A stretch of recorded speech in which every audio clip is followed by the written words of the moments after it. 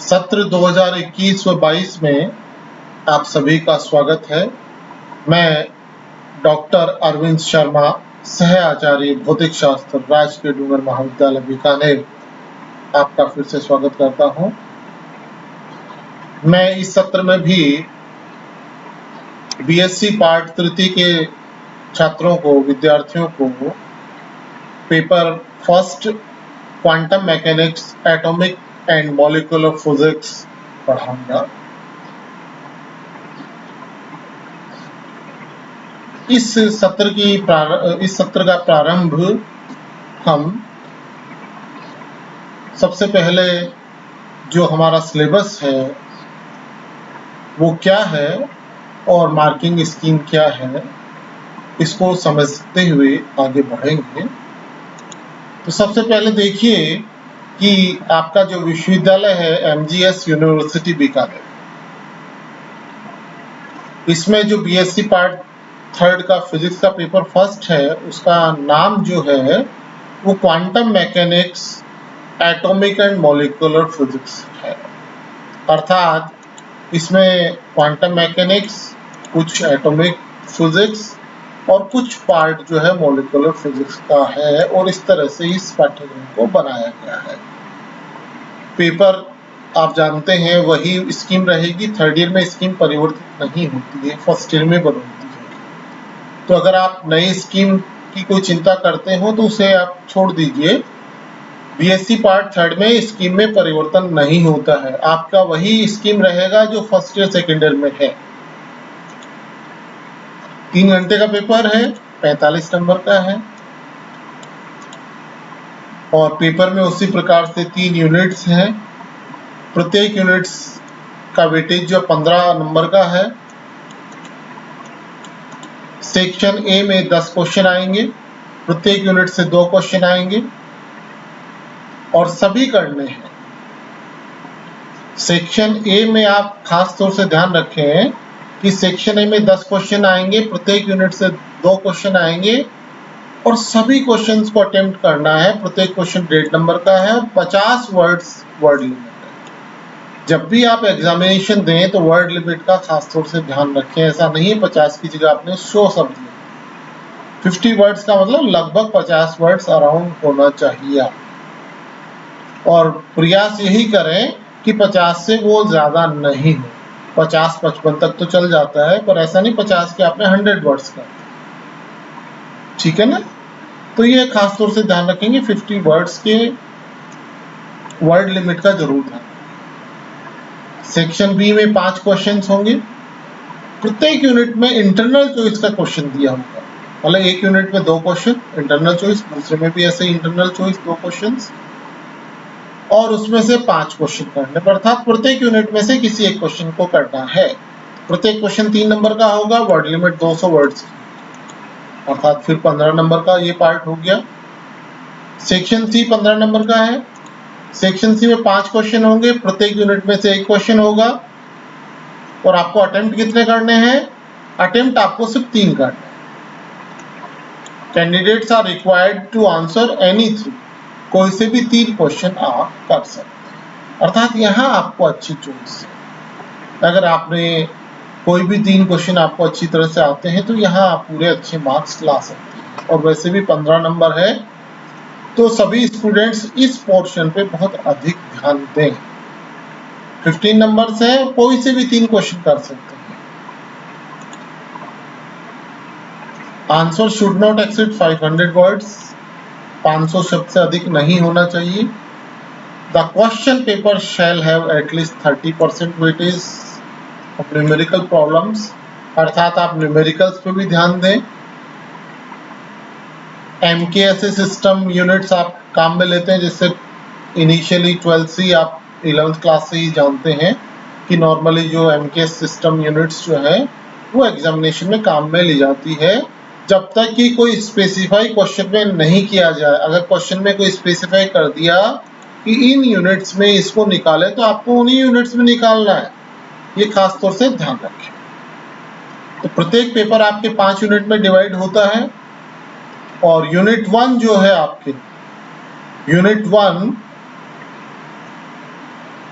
Origin of quantum theory, किस प्रकार से क्वांटम थ्योरी का ओरिजिन हुआ।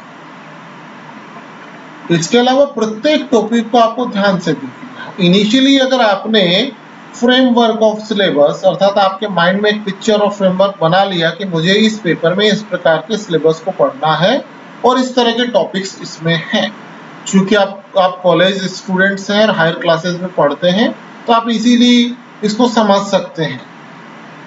और अगर आपने फ्रेमवर्क बना लिया और आपने समझा कि मुझे इस सिलेबस को इन टॉपिक्स को करना है और मुझे किस प्रकार से करना है, जिससे आपको आगे पूरे पार्ट को करने में अच्छी तरह से सुविधा होती है, किस तरह से टॉपिक्स कनेक्टेड हैं उसके बारे में भी जानकारी होती है आप लोगों को। Origin of quantum theory, first topic है आपका failure of classical physics to explain phenomenon such that black body spectrum. Failure of classical physics to explain the phenomenon such as black body spectrum, अर्थात black body spectrum को classical physics समझाने में नाकामयाब कैसे रही। Planks radiation law, जो कि आपने पहले भी पढ़ा हुआ है, यहाँ फिर पढ़ेंगे हम। Planck's radiation law, photoelectric effect, जो आपने 12th में पढ़ा था, इट्स आइंस्टीन एक्सप्लेनेशन, ये भी आपके सिलेबस में है। Compton effect, the Broglie hypothesis,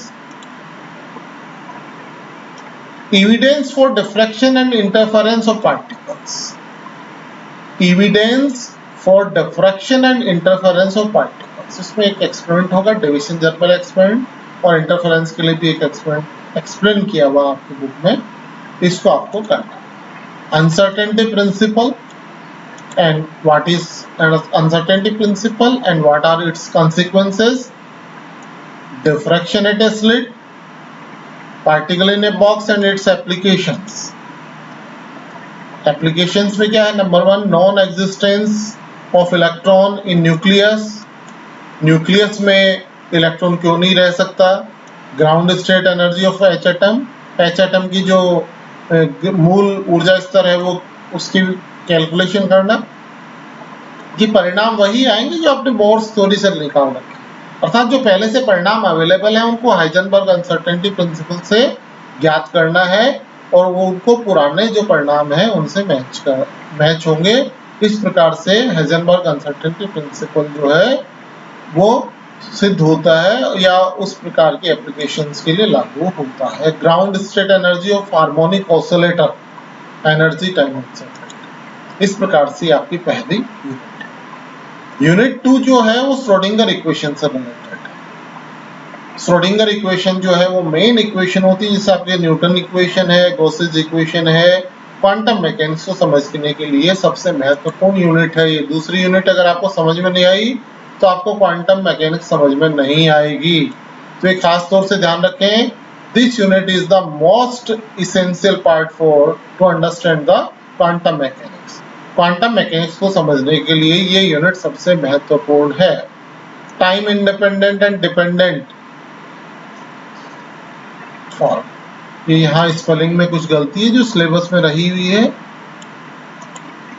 time dependent and time independent form. Physical significance of the wave function and it's interpretation. Physical significance क्या होता है वेव फंक्शन का, वेव फंक्शन क्या होता है, फिजिकल सिग्निफिकेंस क्या है, इंटरप्रिटेशन क्या है। Probability, current density. Operators in quantum mechanics, linear and Hermitian operators. Expectation values of dynamical variables, dynamical variables के लिए रिलेटेड एक्सपेक्टेशन वैल्यूज क्या होती हैं। पोजीशन, मोमेंटम एंड एनर्जी, इनकी एक्सपेक्टेशन वैल्यू क्या होगी। Fundamental postulates of quantum mechanics, quantum mechanics के लिए भी कुछ फंडामेंटल्स पोस्टुलेट्स माने गए और उनके आधार पर क्वांटम मैकेनिक्स आगे बनाएगी या उसको एक्सप्लेन किया गया। Eigen function and eigen values, degeneracy, अपभ्रष्टता, orthogonality of eigen functions, commutation relations, Ehrenfest theorem, concepts of group and phase velocities and इस तरह से ये डिफरेंट पार्ट्स जो है इस यूनिट में कवर होंगे। इसके बाद में जो आपकी नेक्स्ट जो थर्ड यूनिट आती है, उस यूनिट में simple solutions of Schrodinger equation दिया हुआ है। क्या दिया? Simple solution. जो श्रोडिंगर इक्वेशन है उनकी जो फिजिकल प्रॉब्लम्स हैं उनमें किस प्रकार से सॉल्यूशंस किए जाते हैं, उसमें सिंपल सॉल्यूशंस मतलब आपके नॉर्मल प्रॉब्लम्स हैं इस यूनिट में। Time independent Schrodinger equation and stationery state solution. स्थायी अवस्था हल क्या होते हैं, boundary and continuity conditions on the wave function. तरंग फलन पर बाउंड्री कंडीशन और कंटिन्यूटी कंडीशंस क्या होती हैं। Particle in one dimensional box, एक विमीय बॉक्स में कण। Eigen function and eigen values, discrete energy levels, extension of results for three dimensional case and degeneracy levels. Three dimensional box को किस तरह से एक्सप्लेन करेंगे, फिर वहां डिजेनरेसी का कंसेप्ट आएगा, वहां पे कैसे एक्सप्लेन करेंगे। पोटेंशियलिस्टिक, विभव रोधिका, रेक्टेंगुलर पोटेंशियल बैरियर, आयताकार विभव रोधिका, calculation of reflection and transmission coefficient, परावर्तन एंड पारगमन गुणांक का कैलकुलेशन करना इन प्रॉब्लम्स के लिए। Qualitative discussion of the application of alpha decay tunnel effect, tunnel effect के द्वारा अल्फा डीके को समझाना। Square well potential problem, calculation of transmission coefficient for this problem. Unit 4 में बाउंड स्टेट प्रॉब्लम्स, जो बद्ध अवस्था हल है, प्रॉब्लम्स ऐसी हैं जिसकी बद्ध अवस्था होती है, उनको यहाँ पर समझाया गया है। Particle in one dimensional infinite potential well, अनंत विभव कूप में अगर कण है। Finite depth potential energy value and eigen functions. Finite depth potential, वो तो इनफाइनाइट हो गया, ये हो गया फाइनाइट डेप्थ पोटेंशियल। जो इसकी गहराई है वो परिमित है और इनके लिए एनर्जी वैल्यूज और आइगन फंक्शंस निकालना। Simple harmonic oscillator one dimensional, और इसके आइगन फंक्शंस और आइगन वैल्यूज निकालना, और इसी में 0 पॉइंट एनर्जी भी निकालेंगे, उसको एक्सप्लेन किएंगे। शून्य बिंदु ऊर्जा, शून्य बिंदु ऊर्जा क्या होती है हार्मोनिक ऑसिलेटर प्रॉब्लम के लिए। Schrodinger equation for a spherically symmetric potential, spherically symmetric potential के लिए श्रोडिंगर इक्वेशन क्या होती है। सेपरेशन ऑफ वेरिएबल टेक्निक होती है, उससे वेरिएबल्स को कैसे सेपरेट करते हैं। Orbital angular momentum and it's quantization, spherical harmonics, orbital angular momentum and its quantization and spherical harmonics, energy levels of H atom, shape of n बराबर 1 2 wave functions। Hydrogen atom को हम solve करेंगे और n बराबर 1 और 2 के लिए जो वेव फंक्शंस है उनको भी आपको याद रखना है, उनको हम कैलकुलेट करेंगे और उनकी फॉर्म क्या होती है, न्यूमेरिकल्स में काम आते हैं। Comparison with Bohr model and correspondence principle, Bohr model और करस्पॉन्डेंस प्रिंसिपल का कंपैरिजन विद बोर मॉडल, तो रिजल्ट्स निकालेंगे उनका और करस्पॉन्डेंस प्रिंसिपल से उसको एक्सप्लेन करना। Unit 5 atomic and molecular physics. Atomic and molecular physics आपकी यूनिट 5 में दी हुई है, जहां सबसे पहले आता है Frank-hertz experiment, spectra of hydrogen spectral term. Frank-hertz ने एक्सपेरिमेंट से समझाया कि हाइड्रोजन की स्पेक्ट्रा किस तरह से होता है। फ्रैंक-हर्ट्ज का एक्सपेरिमेंट जो है वो अलग है और ये स्पेक्ट्रा ऑफ हाइड्रोजन अलग है।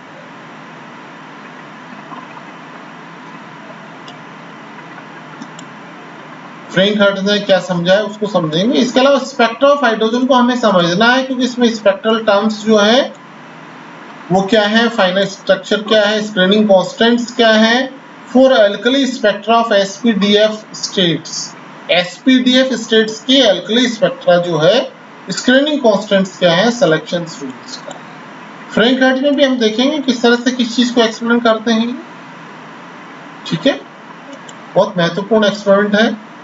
Discrete set of electronic energies of molecules, discrete set of electronic energies of molecules, विविध जो इलेक्ट्रॉनिक एनर्जीज ऊर्जा है मॉलिक्यूल्स की उनको हमें समझना है। Quantisation of vibrational and potential energies, vibrational और रोटेशनल एनर्जीज, कंपन व घूर्णन ऊर्जाएं जो है उनका quantisation. Determination of internuclear distance, internuclear distance का जो डिटर्मिनेशन करना। Pure rotational and pure vibrational spectra, pure rotational होना चाहिए और pure vibrational. Transition rules for pure vibration and electronic vibration spectra, what are the transition rules for it, उसको हमें देखना समझना। लास्ट में रमन इफेक्ट एक बहुत महत्वपूर्ण प्रभाव है। तो इस प्रकार से आपने देखा पूरे सिलेबस में जहां इफेक्ट लिखा हो, मान लीजिए इफेक्ट है, थ्योरम है, रमन इफेक्ट हो गया, कोई एक्सपेरिमेंट है, फ्रैंक हार्ट एक्सपेरिमेंट हो गया, इस तरह के क्वेश्चंस बहुत महत्वपूर्ण होते हैं। या कहीं कोई वर्ड लिखा है जैसे particle in one dimensional, infinite potential well, finite depth potential, simple harmonic oscillator, hydrogen atom problem, ये देखिए यहाँ पे हाइड्रोजन एटम, इस तरह के क्वेश्चंस जो है बहुत महत्वपूर्ण होते हैं। यहाँ पे भी जैसे आपने देखा particle in A one dimensional box,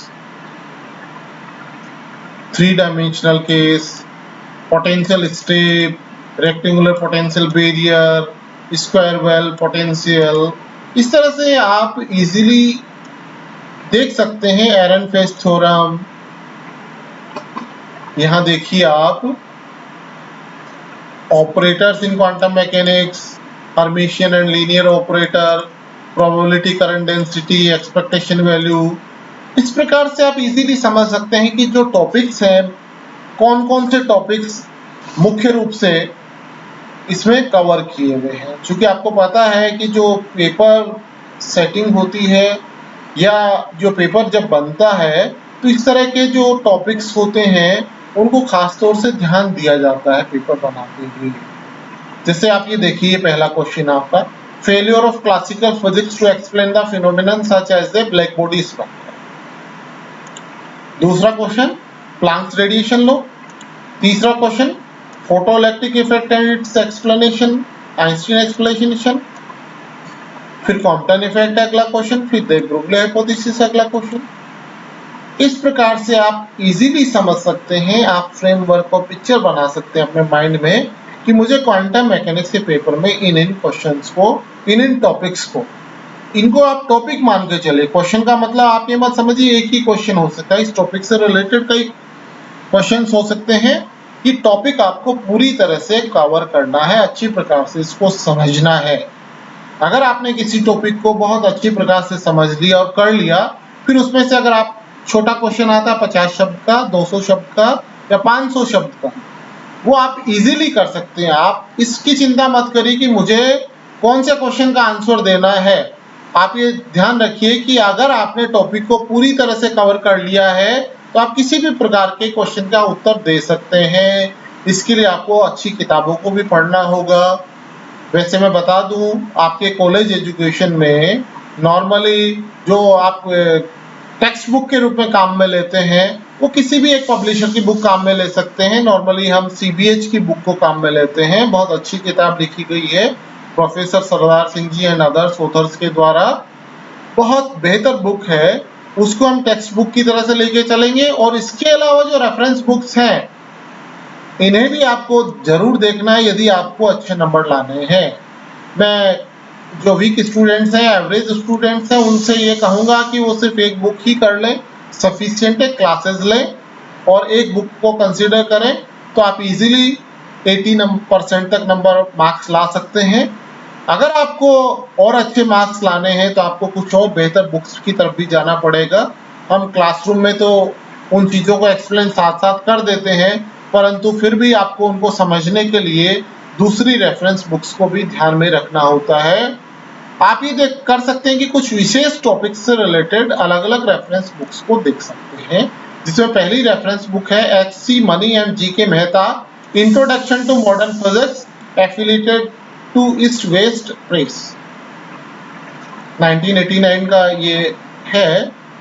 कोई जरूरी नहीं है इसके बाद का एडिशन भी हो सकता है, ये तो आपका सिलेबस है, आपके विश्वविद्यालय का जो सिलेबस है उसमें मेंशन किया हुआ है। लेटेस्ट एडिशन भी आप देख सकते हैं, no problem. Arthur Beiser, perspective of modern physics, H.E. White, introduction to atomic physics, Barrow, introduction to molecular physics, and D.P. Khandelwal, optics and atomic physics by Himalaya publication, Mumbai. इस तरह से कुछ रेफरेंस बुक्स हैं जो यहाँ दी हुई है। इसके अलावा एक बहुत अच्छी जो इजी बुक भी है, advance quantum mechanics by Satyaprakash, ये मेरठ पब्लिकेशन की बुक है, केदारनाथ रामनाथ पब्लिकेशन की है। क्वांटम मैकेनिक्स बाय सत्यप्रकाश और advance quantum mechanics by Satyaprakash, वो MSc स्टूडेंट्स जो हैं जो काम में लेते हैं, उस बुक में आपका पूरा लगभग सिलेबस आपको मिल जाता है और जो चीज़ें आपको क्लियर नहीं होंगी वो वहाँ पे क्लियर हो सकती है। तो इस प्रकार से आप सबसे पहले किसी भी पेपर को जब स्टार्ट करें या किसी भी कंपटीशन के लिए तैयारी स्टार्ट करें तो आप इस प्रकार से सिलेबस को जरूर आप ध्यान से देख लें, और अगर आपने सिलेबस को ध्यान से देखते हुए फ्रेमवर्क और पिक्चर आपने माइंड में बना ली तो आपके कॉन्फिडेंस भी डेवलप होता है और आपका सिलेबस भी क्लियर होता है कि मुझे क्या करना है और मुझे कहाँ से कहाँ तक कितने टॉपिक्स को कितने दिनों में कितने समय में करना है, जिससे आपको एक टाइम प्रेशर भी नहीं आता है, आपके कंसेप्ट्स भी अच्छे हो जाते हैं, आपका कॉन्फिडेंस भी डेवलप होता है। तो इस प्रकार से हमने देखा कि आज के लेक्चर में सिलेबस क्या है। अगला जो लेक्चर हमारा होगा इस टॉपिक पे होगा, हम इस टॉपिक पे डिस्कशन करेंगे और उस टॉपिक को समझने की कोशिश करेंगे। Failure of classical physics to explain the phenomenon such as black body radiation. तो आप ब्लैक बॉडी रेडिएशन का जो चैप्टर आप लोगों ने 11th में भी पढ़ा हुआ है, सेकेंडरी में भी आपने कुछ पढ़ा था, उसको आप पढ़िए जिससे आपको ये इजीली समझ में आ जाए। धन्यवाद दोस्तों, क्वांटम मैकेनिक्स की सीरीज में फिर मिलेंगे।